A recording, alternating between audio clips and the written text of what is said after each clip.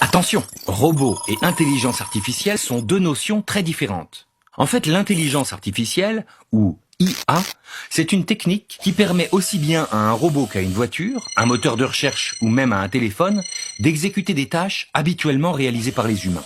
Par exemple, une voiture autonome sera capable de repérer et différencier les objets sur la route.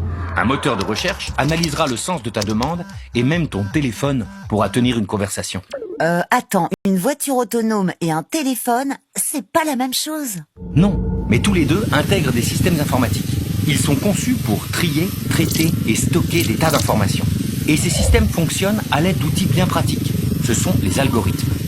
Un algorithme, c'est un peu comme une recette de cuisine. Au départ, tu as des ingrédients. Si tu suis bien les instructions de la recette, au final, tu arrives à un résultat, ici des crêpes. Un algorithme, c'est la même chose.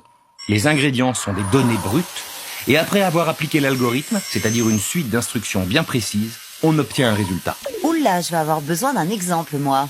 Regarde, si tu demandes à un programme sans IA de te montrer une image de Fred, ce programme va chercher dans sa base de données. C'est une sorte de bibliothèque numérique qui rassemble tous les ingrédients.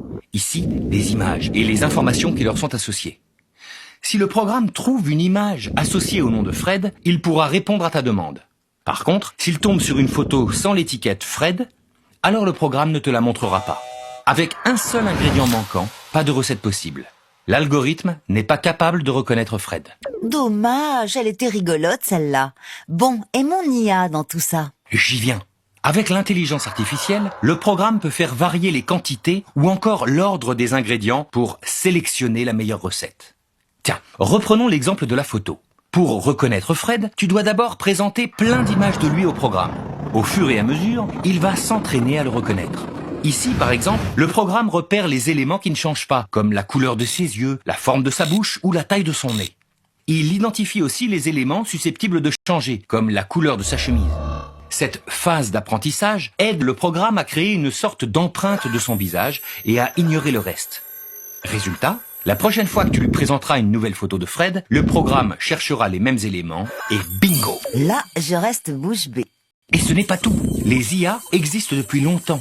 Mais avec le développement d'Internet, elles disposent désormais de banques de données gigantesques pour fonctionner. Grâce aussi à la puissance des ordinateurs, qui doublent tous les 2 ans environ, et avec des milliers d'heures d'entraînement, les IA peuvent aujourd'hui aider les médecins à analyser les radios de leurs patients, te suggérer une musique en fonction de tes goûts, ou encore décrire des images pour les non-voyants. Eh ben, heureusement qu'elles ont une bonne mémoire.